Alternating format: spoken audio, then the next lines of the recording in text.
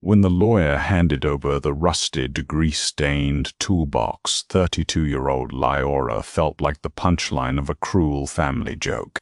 Her grandfather's estate was worth millions, yet this was her entire inheritance. But what she found hidden beneath its false bottom would completely unravel her family's darkest, deadliest secret. The law offices of Abernathy, Cole, and Finch were perched on the 42nd floor of a gleaming Chicago high-rise, smelling heavily of lemon polish, old leather, and quiet, expensive secrets. 32-year-old Leora Higgins sat stiffly in a wingback chair, pulling at the frayed cuff of her blazer. She was a junior architect, drowning in $80,000 of student debt, living in a drafty third-floor walk-up in Logan Square, and surviving on cheap coffee and clearance aisle ramen. Across from her sat her Aunt Beatrice, draped in cashmere, and her cousin Gregory, who was busy checking his luxury watch every 3 minutes. They were gathered for the reading of the last will and testament of Alex Higgins. Alex had been a complex, terrifyingly brilliant man. In the 1970s and 80s, he had made an absolute fortune in precision manufacturing, building components for aerospace engineering and high-end horology. But 25 years ago, after a bitter, highly publicized corporate fallout, Alex became a recluse. He retreated to a sprawling, gated estate in the suburbs, cutting off almost everyone, including Leora, who hadn't spoken to him since she was a teenager. Still, when he passed away at 88, Leora had received a formal summons. A tiny, desperate part of her hoped that her grandfather had remembered the summers they used to spend together in his workshop, assembling model bridges and talking about structural integrity. She hoped, perhaps naively, that he had left her enough to clear her debts. Thomas Abernathy, a lawyer whose face looked like it was carved from dry parchment, cleared his throat and adjusted his spectacles. To my eldest daughter, Beatrice, Abernathy read in a steady, unfeeling drone, "I leave the Lake Forest estate and the primary stock portfolio." Beatrice nodded softly, dabbing an imaginary tear from her dry eye. To my grandson, Gregory, I leave the liquid assets held in the Cayman Trust, alongside the vintage automobile collection. Gregory smirked, leaning back in his chair. Abernathy flipped the thick parchment page. And to my granddaughter, Leora Higgins, Leora held her breath. Her heart hammered against her ribs. "I leave the Red Craftsman toolbox from my private garage and all its physical contents." The room went dead silent. Leora stared at the lawyer, waiting for the rest of the sentence. "I'm sorry," she said, her voice cracking slightly. "The what?" Abernathy sighed, closing the leather-bound folder. "That is the entirety of your inheritance, Ms. Higgins. Alex was very specific. The item was retrieved this morning and is waiting for you in the reception area." Beatrice let out a short, breathy scoff. Gregory didn't even bother to hide his laugh. Leora's cheeks burned with a humiliating, fiery red. Her grandfather, a man worth nearly $40 million, had left her a box of old tools. It wasn't just an oversight. It was a deliberate, calculated insult. A message from the grave that she was worth nothing more to him than scrap metal. When Leora walked out to the lobby, a paralegal was waiting awkwardly next to a heavy object resting on a dolly. It was a vintage 1970s Craftsman metal toolbox. The original bright crimson paint was flaking off in jagged scabs, replaced by a deep, corrosive rust. It was smeared with decades-old grease and smelled sharply of oxidized iron and damp earth. Leora wanted to tell them to throw it in the dumpster.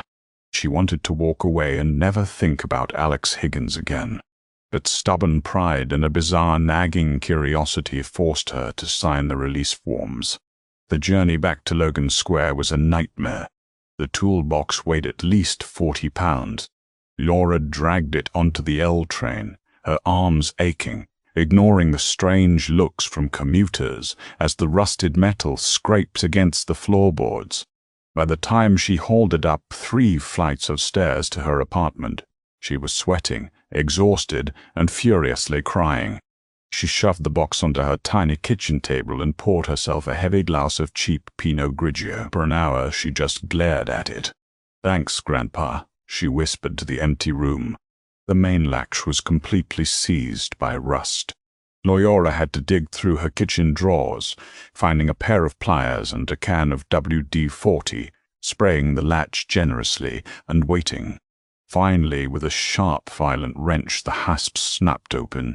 The lid creaked backward, whining like a dying animal. Leora leaned over, expecting, she didn't know what, a hidden stash of cash? A pristine set of antique tools worth thousands? No. Inside lay a pathetic, greasy pile of absolute junk. There were 3 mismatched crescent wrenches, a hammer with a splintered wooden handle, a handful of stripped hex bolts, and a corroded spark plug. It was literal garbage. Leora let out a bitter, echoing laugh. She grabbed the splintered hammer and threw it furiously across the room. It slammed into her living room wall, leaving a dent in the drywall before clattering to the hardwood floor. Frustrated, Leora reached into the box to grab the entire handful of bolts to throw them away, but as she shifted her weight, she knocked the heavy metal toolbox with her hip. It slid a few inches across the table, and as it did, it made a sound. Clack! Leora froze. The sound hadn't come from the wrenches rattling together. It was a deep, hollow sound, a heavy metallic shift coming from underneath the greasy floor of the toolbox. She leaned closer. She took out the remaining wrenches and wiped the grease from the bottom tray with a paper towel. The bottom panel of the toolbox didn't look right. It was slightly elevated, with a millimeter of space around the edges. It wasn't a solid weld. Leora grabbed a flathead screwdriver from her kitchen drawer. She wedged the steel tip into the tiny gap in the corner of the toolbox's base and pushed down with all her weight. The rusted metal groaned, resisting her. She wedged it deeper, using the side of the box for leverage, and pushed harder. With a sharp snap, the false bottom popped up. Leora carefully lifted the metal plate away. Beneath it, hidden in a compartment no more than 2 inches deep, lay 3 items perfectly wrapped in heavy, waterproof oilcloth. The inheritance wasn't the toolbox. It was what Alex had desperately hidden inside it. Leora's hands were shaking as she pulled the oilcloth bundle from the hidden compartment. The grease and grime of the tools above had completely bypassed this hidden sanctuary. She unwrapped the heavy black cloth on her kitchen table. Inside lay 3 distinct items. The first was a key. It was a massive antique skeleton key made of solid brass tarnished brown with age.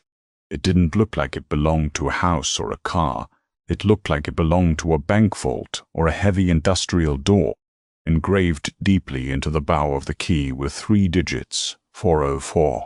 The second item was a weathered, leather-bound ledger.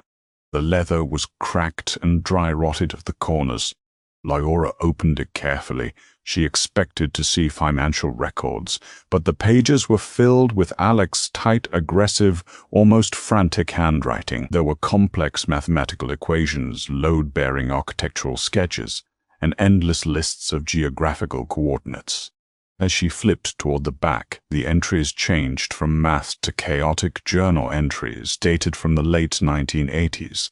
The final item was a Polaroid photograph. Nora picked it up, staring at the faded, chemical-washed colors. It showed her grandfather, Alex, much younger, his hair still dark, standing in front of a massive brutalist-style concrete factory building. Next to him stood another man, but the second man's face had been violently and repeatedly scratched out with the tip of a black ballpoint pen, obliterating his identity. Leora flipped the photo over. Written on the back in Sharpie were 2 sentences. "They think the fire took it all. They don't know about the foundation." "What did you do, Grandpa?" Leora whispered into the silence of her apartment. She opened the ledger again, trying to make sense of the coordinates. She pulled out a laptop, typed the first set of latitude and longitude into Google Earth, and hit enter. The screen zoomed wildly across the globe, eventually settling on a densely wooded area in Lancaster County, Pennsylvania. Switching to the satellite view, Leora could see nothing but a thick canopy of trees and a winding, unpaved logging road. No buildings, no factories, just wilderness. Before she could process what she was looking at, her cell phone buzzed violently against the wooden table, making her jump. She stared at the screen. It was an unknown number with a New York area code. Leora hesitated, then tapped the green answer button, bringing the phone to her ear. "Hello, Leora. It is so wonderful to finally hear your voice after all these years." The man's voice was smooth, cultured, and coated in a false, buttery warmth. "Who is this?" Leora asked, her muscles tensing instinctively. "My apologies, my dear. My name is Victor Sterling. I was your grandfather's business partner a very long time ago. I was deeply saddened to hear of Alex's passing. He was a formidable man." Laura recognized the name instantly. Victor Sterling. He was the man who had ruthlessly orchestrated the hostile takeover of Higgins Sterling Precision Corp in 1989, forcing her grandfather out of his own company. The betrayal had turned Alex into a bitter recluse. Victor Sterling was now a billionaire real estate developer based in Manhattan. "What do you want, Mr. Sterling?" Leora asked coldly. Straight to the point, just like Alex. Victor chuckled, though there was no humor in it. "I'll be brief, Leora. I have an associate who attended the reading of the will today. I understand you inherited a certain vintage red toolbox." Leora's blood ran cold. She glanced down at the dismantled metal box on her table. "How do you know about that? Why, word travels, Leora. I'm calling because I have a proposition for you. You see, Alex and I built our first prototypes out of that Larry toolbox. To the world, it's a piece of junk. To me, it is a priceless piece of personal history. A sentimental artifact from my youth." Victor paused, letting the silence hang. "I would like to purchase it from you. I am willing to wire $10,000 into your bank account tonight." Leora's breath hitched. $10,000 for a rusted box of stripped screws. He was lying. Victor Sterling didn't care about sentimentality. He knew about the false bottom. He knew what was inside. 20,000, Victor amended smoothly, sensing her silence. "Just pack the box up, exactly as it is, and a courier will be at your apartment in exactly 1 hour, with a certified check." Laura looked at the brass key, the ledger, and the scratched-out face in a Polaroid. Her grandfather hadn't left her a pile of junk. He had left her a map to something massive. Something Victor Sterling was desperate to get his hands on. "I'm sorry, Mr. Sterling," Laura lied, forcing her voice to sound calm. "You're too late.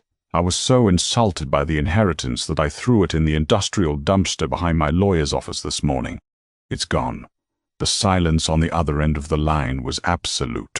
When Victor finally spoke again, the buttery warmth was completely gone. His voice was flat, cold, and razor-sharp. "You really shouldn't have lied to me, Leora. That was a very stupid mistake." Click, the line went dead. Panic flared in Leora's chest. She leaped up from the table and sprinted to her apartment door, locking the deadbolt and hooking the chain. She rushed back to the table, grabbed her leather backpack, and shoved the heavy brass key, the ledger, and the photograph deep inside. She didn't know what was happening, but she knew she couldn't stay in the apartment with the toolbox.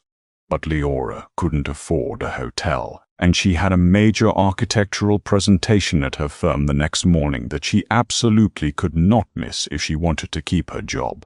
She resolved to keep the backpack on her person at all times, deciding she would go to the police right after work. The next day dragged on in a haze of anxiety. Laura presented her blueprints on autopilot, constantly checking the door of the conference room, jumping every time her phone vibrated.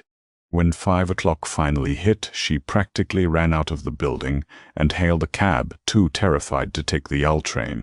When she finally reached her apartment door on the 3rd floor, her heart stopped. Her door frame was splintered. Oh! The wood around the deadbolt was violently cracked, hanging loose. Leora pushed the door open with trembling fingers. Her apartment had been completely, systematically decimated. The couch cushions were slashed open, their foam spilling out like guts. Her bookshelves had been emptied, books scattered across the rug. Her mattress was flipped and torn apart. And in the center of the kitchen, resting exactly where she had left it, was the rusted red Craftsman toolbox. But it wasn't just left there. It had been stomped on and beaten until the metal was warped and caved in. The secret compartment at the bottom was entirely exposed. The metal completely peeled back to reveal that it was empty. Whoever broke in wasn't a burglar looking for electronics. They were professionals, and they were looking for what Leora now had hidden securely in her backpack. Leora backed slowly out of the apartment, the hallway spinning around her. Victor Sterling didn't just want to buy the toolbox. He was willing to tear her life apart to get whatever Alex had hidden away in 1989. She pulled the weathered ledger from her bag, staring down at the coordinates pointing to the middle of nowhere in Pennsylvania. She had $80 in her checking account, a violently ransacked apartment, and a billion-dollar real estate mogul hunting her down. She had no choice. She had to find out what was buried in the foundation. Leora did not go to the police. The sickening reality of her situation had crystallized the moment she saw her shredded mattress and the stomped, ruined shell of the Craftsman toolbox. If Victor Sterling, a man with billions of dollars and limitless influence in New York and Chicago, was willing to destroy her home over a 30-year-old secret, a local police report wasn't going to protect her. It would only paint a target on her back. She packed a small duffel bag with her remaining clothes, emptied the $83 from her checking account at a corner ATM, and made a critical decision. She dropped her cell phone straight into a municipal storm drain. If they had tracked her apartment, they could track her GPS. By midnight, Leora was sitting in the very back of a Greyhound bus headed east, bathed in the sickly yellow glow of the cabin lights, the air smelling faintly of bleach and stale diesel. With the city lights fading into the dark stretches of the Indiana toll road, she pulled the cracked leather ledger from her backpack. For the next 12 hours, as the bus rattled toward Pennsylvania, she meticulously decoded her grandfather's frantic handwriting. Alex hadn't just been jotting down paranoid thoughts. He had been documenting a timeline of corporate sabotage. October 14, 1989. Victor thinks I am blind to the discrepancies in the Bethlehem Steel accounts. He is siphoning capital to fund the Kalman shell companies. If I take this to the board, he will burn the company to the ground. I have to secure the Mark IV schematics. It is the only leverage I have left. The Mark IV, as Leora pieced together from the dense technical sketches, was a revolutionary frictionless rotary valve designed for high-altitude aerospace engineering. Today, components based on that exact schematic were used in nearly every commercial jetliner manufactured by companies like Boeing and Lockheed Martin. Victor Sterling had built his billionaire empire by patenting Alex's stolen design, completely erasing her grandfather from the history books. But the ledger revealed something far darker. 3 weeks after that entry, a massive fire had consumed the Higgins-Sterling prototype facility in Lancaster County. The official report cited an electrical failure. 3 night shift workers died in the blaze. Alex's journal explicitly laid out his horrific realization. Victor had intentionally set the fire to destroy the financial records proving his embezzlement, using the tragedy to force Alex out of the company while stealing the surviving prototype. He murdered them, Leora whispered, her fingers tracing the faded ink. Alex had known the truth, but had zero proof. No proof, except what he managed to hide in the facility's ashes before Sterling's men locked down the site. Leora arrived in Harrisburg, Pennsylvania, under a heavy, oppressive, overcast sky. She used her remaining cash to rent a battered 10-year-old Ford Taurus from a local off-the-grid mechanic named Miller, avoiding the corporate rental counters that required digital tracking. She drove an hour east into the dense, suffocating woods of Lancaster County. The logging road matched the Google Earth images, perfectly unpaved, heavily rutted, and winding deep into a valley entirely forgotten by time. After miles of navigating aggressive potholes and overhanging branches, the road abruptly ended at a chain-link fence topped with rusted barbed wire. A faded metal sign read, "Property of Sterling Holdings. No trespassing." Leora parked the Ford deep in the brush, grabbed her backpack, and slipped through a gap in the rusted fence. She walked for 20 minutes through thick undergrowth until the trees parted, revealing the brutalist concrete ruins from the Polaroid. The structure was a decaying monolith. Half the roof had caved in decades ago, and the massive exterior walls were scorched black from the fire of 1989. Nature was slowly reclaiming it, with thick vines strangling the exposed steel rebar. Leora pulled out the photograph, holding it up against the horizon. She moved laterally across the overgrown courtyard until the jagged tree line and the angle of the building perfectly matched the framing of her grandfather's picture. She stood exactly where Alex had stood. They don't know about the foundation. Leora looked down. She was standing on a solid slab of cracked, weather-beaten concrete. As an architect, she knew how industrial foundations were poured. You didn't just lay flat cement, you built load-bearing subterranean channels for heavy machinery, exhaust, electrical routing, and water drainage. She dropped her knees, sweeping away years of accumulated dead leaves, pine needles, and topsoil. Nothing but solid concrete. Frustrated, she pulled the ledger back out, flipping to the architectural sketches. Alex had drawn a structural cross-section of this exact courtyard. The drainage grade, Leora muttered to herself, her architectural training kicking in. Water had to flow away from the central factory floor. She stood up, analyzing the subtle slope of the concrete slab. She walked 10 paces to the lowest point of the grade, an area buried under a thick mound of creeping ivy and dirt. Using a heavy fallen tree branch, Leora dug into the soil. Her makeshift shovel hit something hard, producing a dull metallic thud. She clawed the remaining dirt away with her bare hands, her fingernails scraping against cold, oxidized iron. It was a massive square industrial storm grate secured by a heavy central locking mechanism, and right in the center of the mechanism was a brass keyhole. Leora's heart hammered against her ribs. She reached into her backpack, pulled out the heavy brass key marked 404, and slid it into the lock. It fit perfectly. She took a deep breath, gripped the key with both hands, and turned. The internal tumblers let out a loud, grinding clack that echoed through the silent woods. Leora hooked her fingers through the heavy iron grates and heaved backward with every ounce of strength she possessed. With a sickening scrape of metal on metal, the grate swung open, revealing a dark vertical concrete shaft and a rusted iron ladder descending into the pitch-black earth. Alex's tomb of secrets was finally open. Leora clicked on her small LED flashlight, cupping it between her teeth as she descended the rusted iron rungs. The air at the bottom of the shaft was freezing, smelling of stale oxygen and wet concrete. Sweeping the beam ahead, she spotted a heavy steel door marked with a faded yellow stencil. 404.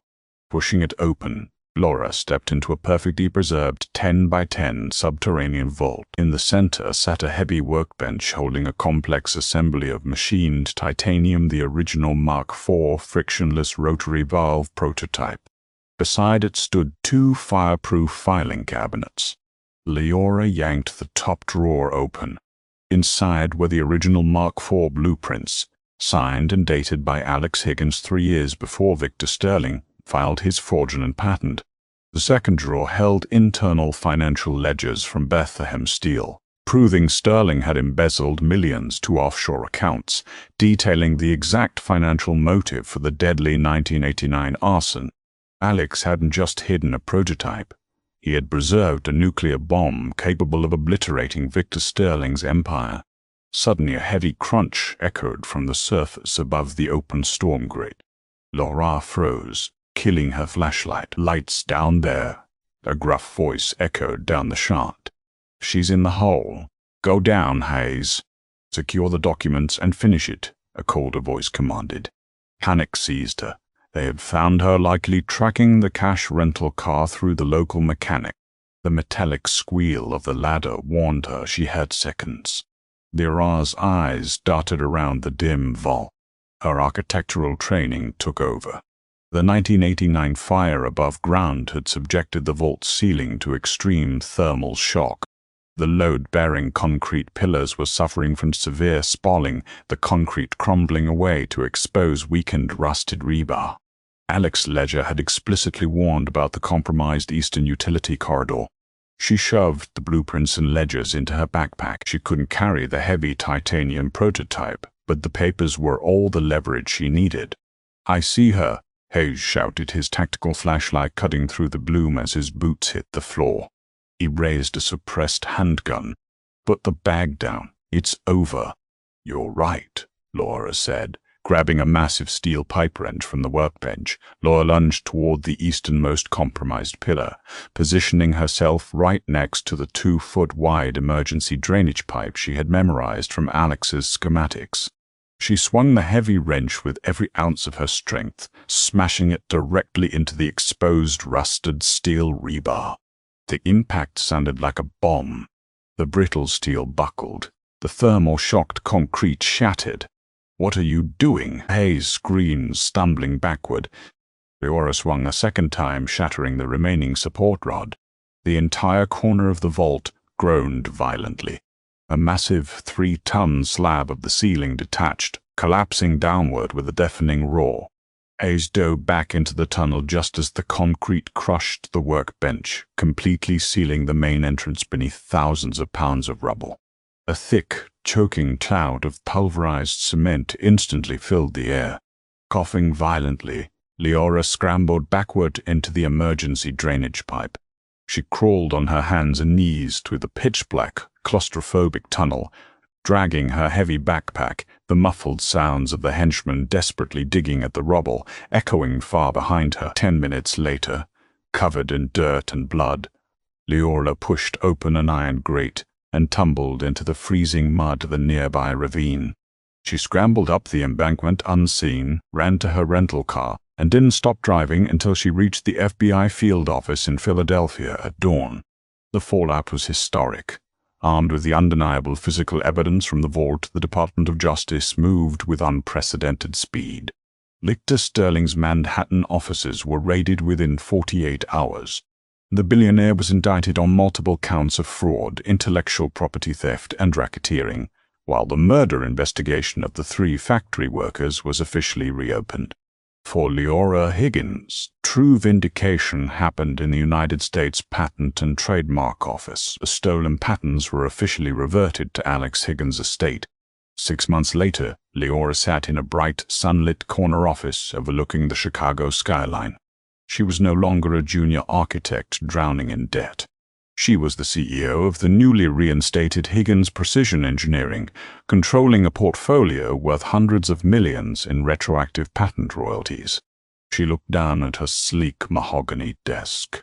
Resting in the very center, preserved perfectly under a custom-built glass display case, was the heavily battered, rusted red Craftsman toolbox.